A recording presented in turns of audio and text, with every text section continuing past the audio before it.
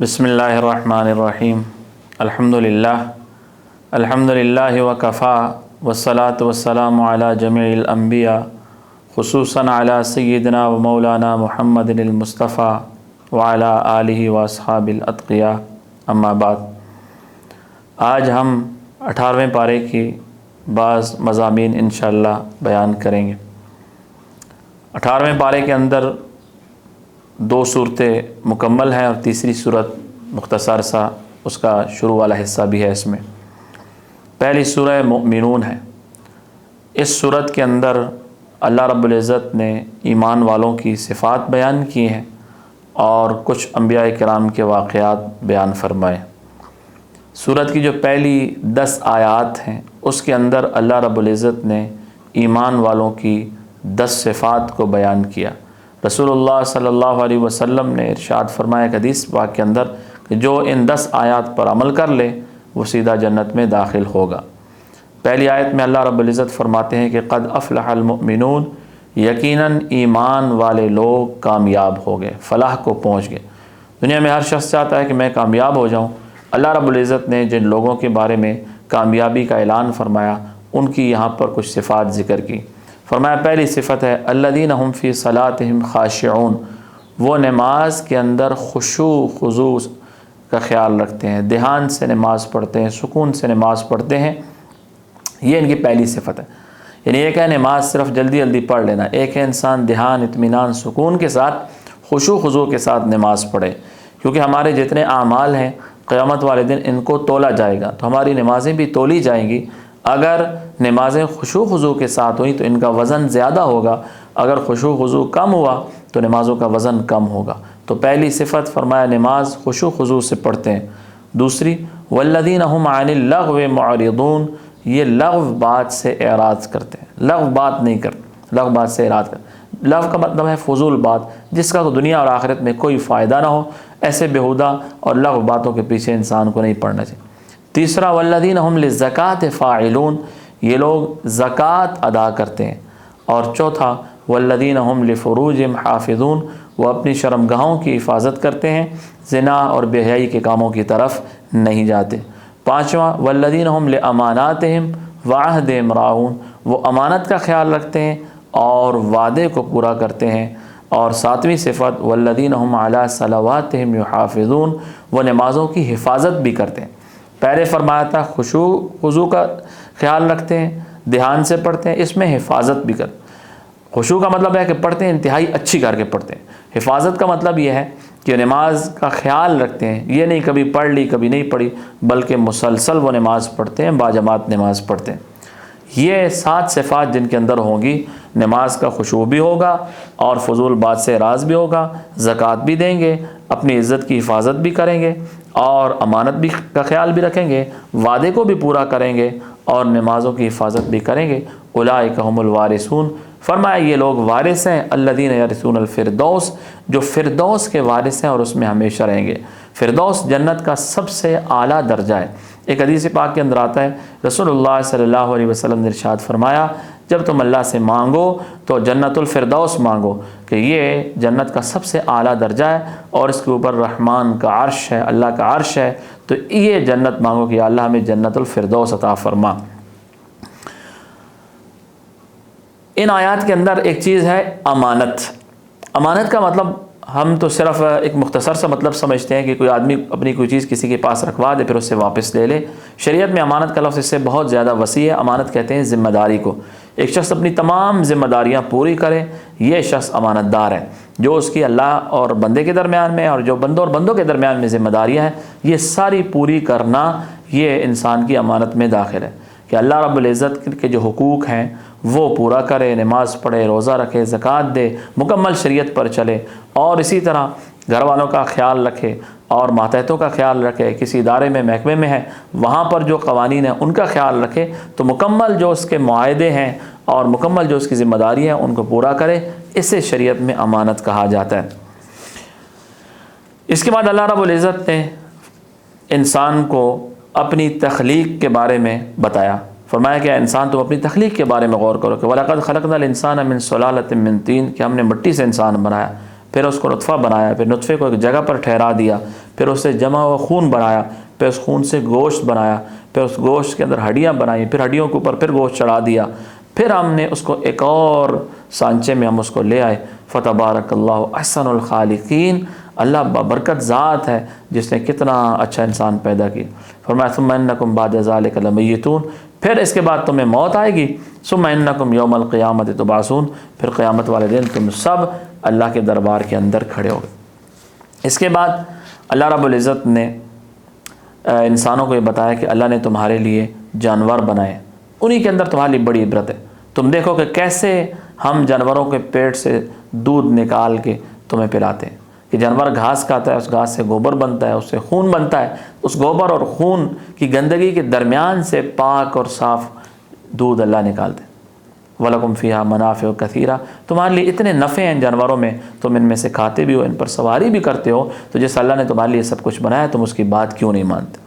اس کے بعد حضرت نوح علیہ السلام کا، حضرت موسیٰ علیہ السلام کے واقعات بیان کیے، اور یہ مسلمانوں کو سمجھایا کہ پہلے انبیاء کرام نے اپنی امتوں کو دعوت دی ہے، رسول اللہ صلی اللہ علیہ وسلم بھی اسی طرح کی دعوت دے رہے ہیں۔ آپ کو نئے رسول نہیں ہیں، پہلے بھی رسول آتے رہے ہیں اور اللہ رب العزت بھیجتے رہے ہیں، لہذا رسولوں کی بات ماننی چاہیے اور رسول اللہ صلی اللہ علیہ وسلم کی بات مانو۔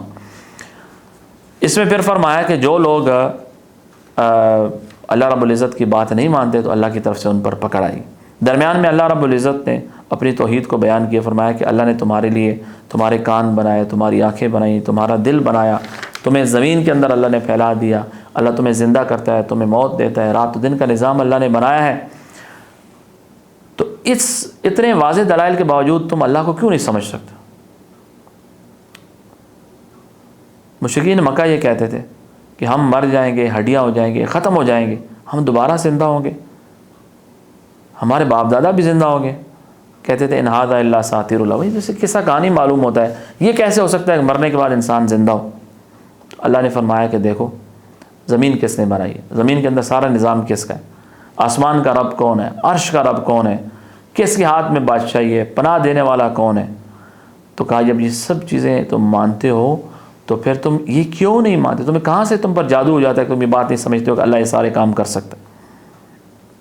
فرمایا کہ اگر یہ لوگ نہیں مانتے تو ان کی جب موت آئے گی اس وقت یہ لوگ کہیں گے کہ رب ارجعون، یا اللہ مجھے واپس کر دو، اللہ کہ میں نیک کام کروں گا۔ اللہ فرمائیں گے کلا، ایسا نہیں ہو سکتا، بس یہ صرف ایک آپ کی بات ہے، اور آپ کے سامنے اب قیامت تک برزخ کا زمانہ ہے، مرنے کے بعد قیامت تک کا جو زمانہ ہے اسے برزخ کا زمانہ کہتے ہیں، کہا قیامت تک برزخ کا زمانہ ہے، قیامت تک اس میں رہنا ہے قبر میں، اور اس برزخ کے زمانے میں انسان نے رہنا ہے۔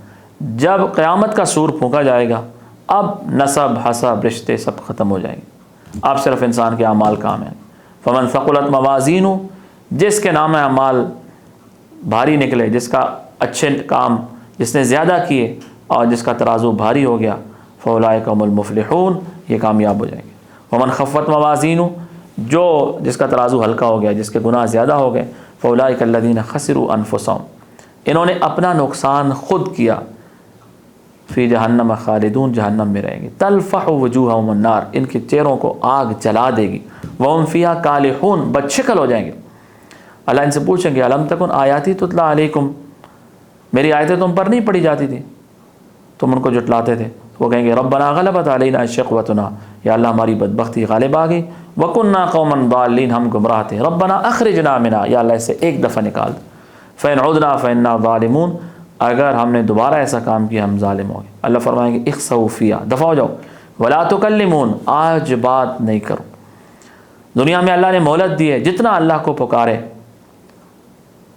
اللہ جواب دیتے ہیں، پکار کو قبول کرتے ہیں، گناہوں کو معاف کرتے ہیں۔ وہاں جہنمی بعض روایتوں میں آتا ہے کہ 1000 سال تک پکارتا رہے گا، یا حنان یا منان یا حنان یا منان، 1000 سال بعد جواب آئے گا اخسؤوا فیہا ولا تکلمون، دفع ہو جاؤ، آج بات نہیں کرو۔ اللہ فرمائیں کہ میرے بعض بندے ایسے تھے جو مجھ پر ایمان لائے تھے، تم ان کا مذاق اڑاتے تھے، وہ تمہیں انہوں نے بھلا دیا، وہ میری یاد میں مشغول تھے، آج میں ان کو بدلہ دوں گا، وہ کامیاب ہوں۔ تو اس لیے اللہ کے بندوں پر، اللہ کے نیک بندوں پر، دین والوں پر اگر لوگ ہنستے ہیں تو یہ کوئی نئی بات نہیں ہے۔ قرآن نے کہا کہ ہمیشہ کافر، باطل والے اور فاسق فاجر وہ اللہ کے بندوں پر ہنستے ہیں، یہ تم کیا کر رہے ہو، ہر وقت نماز پڑھتے ہو، یہ تم نے داڑھی رکھ دی، یہ کون سی تمہاری عمر ہے، یہ آپ پردہ کر کے کیا عجیب سی لگ رہی ہو۔ تو یہ دینداروں پر ہنسنا یہ ہر دور میں ہوتا ہے۔ اللہ نے فرمایا کہ انہ کان فریق من عبادی، میرے کچھ ایسے بندے تھے جو کہتے تھے ربنا آمنا فاغفر لنا وارحمنا وانت خیر الراحمین، یا اللہ ہم ایمان لائے، تو ہمیں معاف فرما، تو بہتر رحم کرنے والا ہے۔ فاتخذتموہم سخریا، تم ان کا مذاق اڑاتے تھے۔ حتیٰ انسوکم ذکری، وہ میرے ذکر میں اللہ کہ انہوں نے تمہیں بھلا دیا۔ تو ایمان والوں کی حکم ہے کہ اگر کوئی مذاق اڑاتا ہے تو اللہ کی یاد میں مشغول ہو جاؤ، ہم رب کے لیے کر رہے ہیں، اور یہ جو ہمارا مذاق اڑا رہے ہیں اللہ ان کو خود بدلا دے گا۔ اللہ فرماتے ہیں کہ جب قیامت والے دن لوگ حشر کے میدان میں ہوں گے، اللہ ان سے پوچھیں گے کم لبثتم فی الارض عدد سنین، کتنا عرصہ ٹھہرے ہو؟ تو لوگ کہیں گے لبثنا یوما او بعد یوم، یا اللہ ایک دن یا دن کا بعد حصہ ٹھہرے۔ تو انسان کو ساری زندگی بھول جائے گی کہ میں 50 سال 100 سال 200 سال، بعض ایسے لوگ بھی 1000 سال تک دنیا میں رہے ہوں گے، وہ کہیں گے یا اللہ لبثنا یوما او بعد یوم، ایک دن ٹھہرے۔ پوری زندگی حقیقت یہ ہوگی۔ آج ہم اپنی پچھلی زندگی کو دیکھیں، ہمارے 20 30 40 50 جتنے سال بھی ہو گئے، وہ ایک خواب کی طرح معلوم ہوتی۔ کل ہماری موت آئے گی تو یہ ساری زندگی ایک خواب کی طرح ہمیں معلوم ہوگی۔ تو آج وقت ہے ہم تیاری کر لیں۔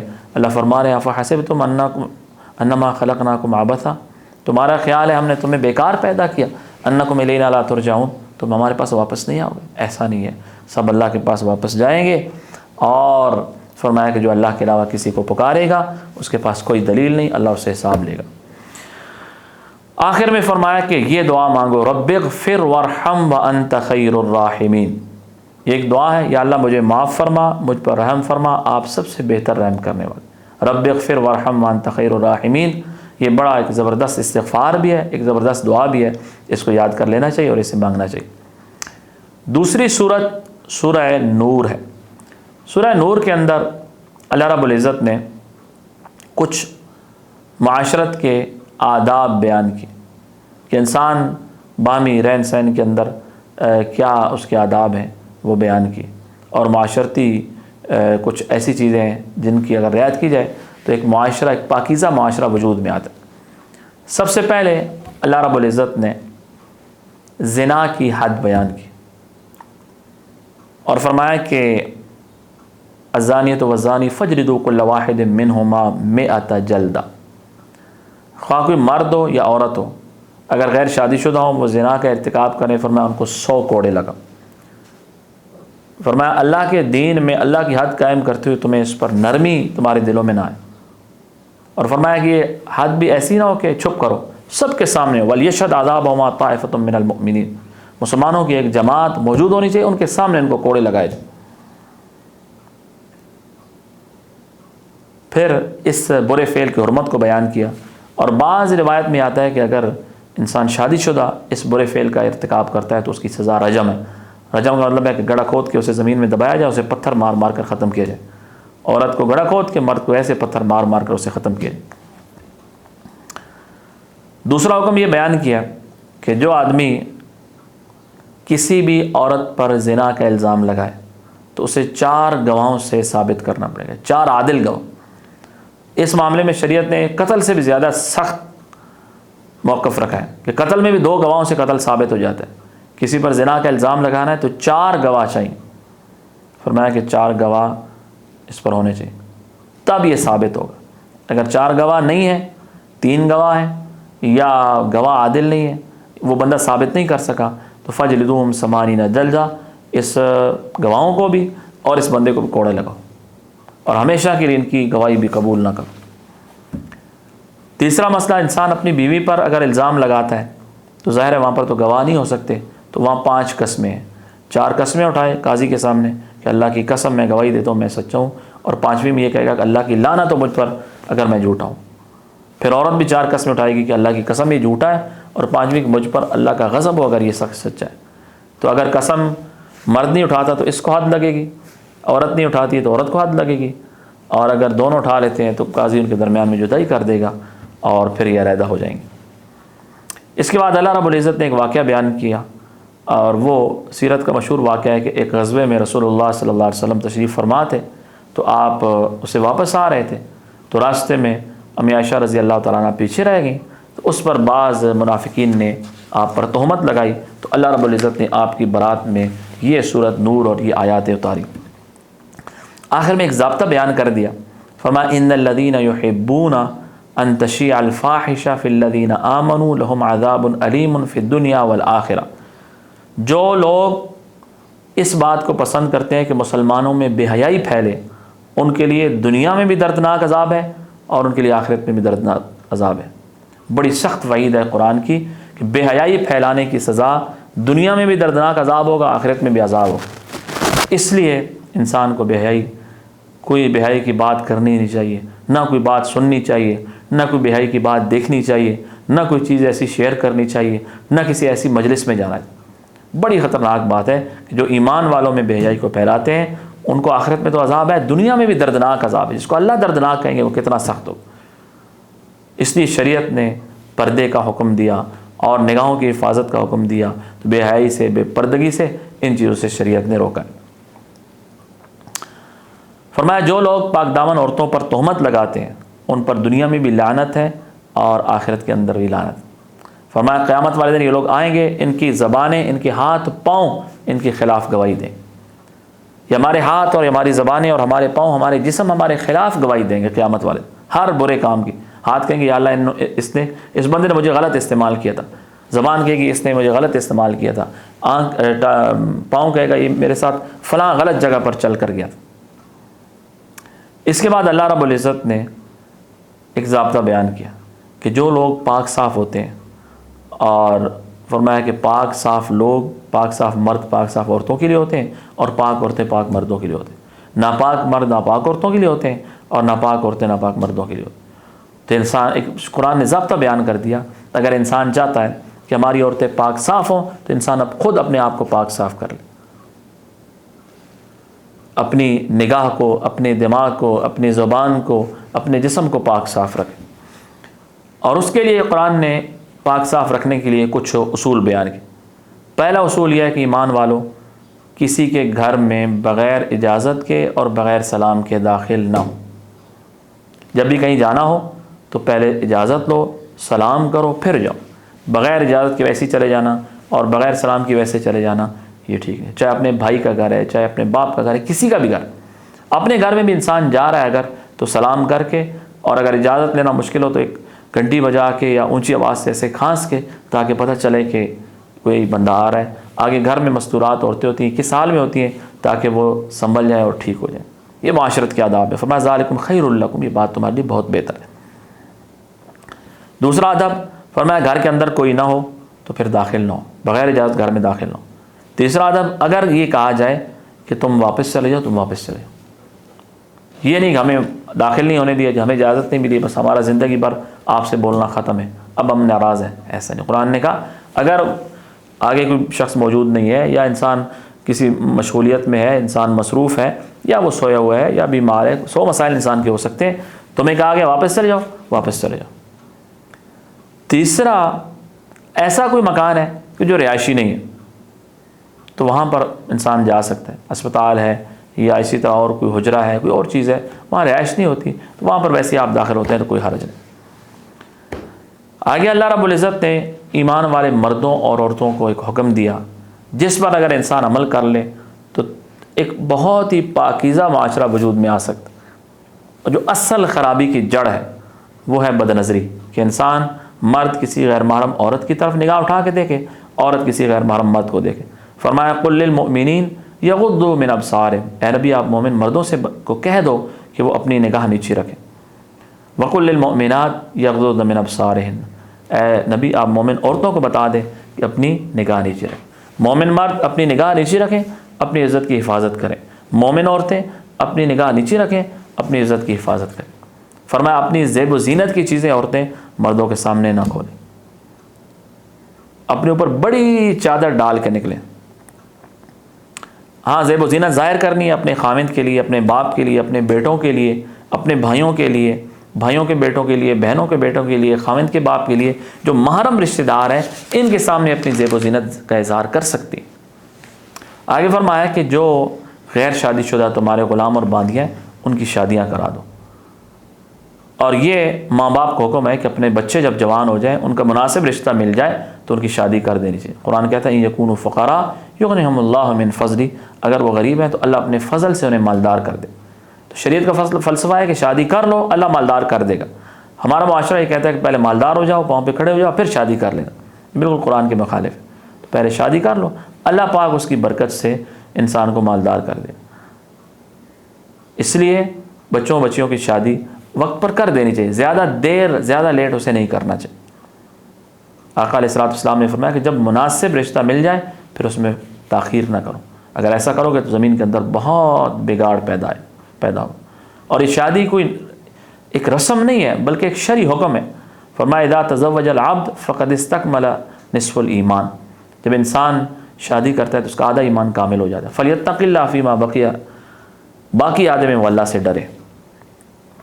یہ معاشرت کے آداب اللہ رب العزت نے اس صورت کے اندر بیان کیے۔ اس کے بعد اللہ رب العزت نے یہ فرمایا کہ یا ایھا الذین آمنوا لیستأذنکم الذین ملکت ایمانکم والذین لم یبلغوا الحلم منکم ثلاث مرات، جو آپ کے بچے بھی ہیں اور جو غلام بھی ہیں گھروں میں آتے جاتے رہتے ہیں تو 3 اوقات کے اندر تو خاص طور پر وہ بھی اجازت لے کر آئیں۔ جو سونے کے اوقات ہیں، عشاء کے بعد ہے یا فجر سے پہلے ہے یا دوپہر کو سونے کا وقت، فرمایا کہ 17 کے اوقات ہیں، اس میں جو بار بار آ رہے ہیں گھر میں وہ بھی اجازت لیں، اور بچے جب بالغ ہو جائیں تو پھر تو انہیں اجازت لے کر گھر میں داخل ہونا چاہیے۔ آخر میں ایمان والوں کی ایک صفت بیان کی کہ ایمان والے جب وہ کسی بھی اللہ رسول کے کسی کام میں ہوں تو بغیر اجازت کے وہ وہاں سے نہیں جاتے۔ انسان کسی بھی مجلس میں کسی کام میں بیٹھا ہے دینی کام میں تو بغیر اجازت کے اسے نہیں جانا چاہیے اور اس کے ساتھ جڑ کے رہنا چاہیے۔ اور اس کے بعد آخر میں سورہ فرقان شروع ہو گئی ہے تو اس کے جو مضامین ہیں انشاءاللہ وہ ہم پھر کل کے درس کے ساتھ بیان کریں گے۔ اللہ رب العزت عمل کی توفیق عطا فرمائے۔ سبحان ربک رب العزت عما یصفون وسلام علی المرسلین والحمد للہ رب العالمین۔